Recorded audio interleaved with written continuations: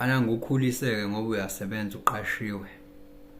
Kunomehluko phakathi komsebenzi nokumanage umsebenzi. Uyahola uholele ukwenza umsebenzi, uphinde uholele ukumanage umsebenzi. Right? Yabona mangabe wenza umsebenzi ongenayo i-enthusiasm yokuba better and better kuwona, kepha ufisa ukuthi wena uholele ukuthi uyawumanage lo msebenzi, uya hypocrite. Umsebenzi kumele ube ne-enthusiasm yokuba better and better kuwona uma kuwukuthi lo msebenzi uyawuthanda. Singakayibali leyo ukumanage ngoba ukumanage kusho ukuthi vele wena usudevelop i-expertise, you are an expert kuwona to the point ukuthi usungawumanage uya better kuwona, uzomanage laba abawenzayo.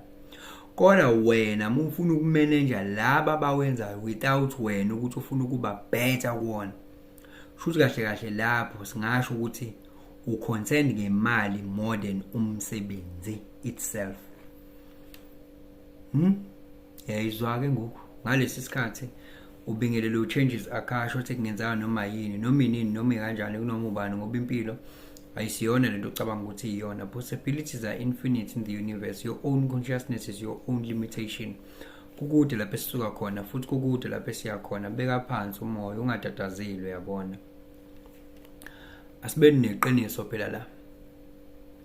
Yabona khona umsebenzi owenzela ukuthi la ngi-acquireisha knowledge kulo msebenzi, and each time I do it I am consciously aware because I want to develop myself kuwona. Why? Ngiyawuthanda. Ayizwa lonto. Ngiyawuthanda wona nje. Kunabantu abangawenzi lokho, kodwa bafuna ukumanage becathulise abantu abawuthandayo lo msebenzi. Yabona uma uzocathulisa umuntu owuthandayo lo msebenzi, ofisa ukuba better and better kuwona, wena ungekho njalo kodwa umanage lo msebenzi, kusho ukuthi wena uyisubordinate lakho lo, kumele ukuthi umcathulisa umkhulise kulowo msebenzi, kodwa wena ke awubanga concern ngalokho, ube concern ngokumanage umsebenzi.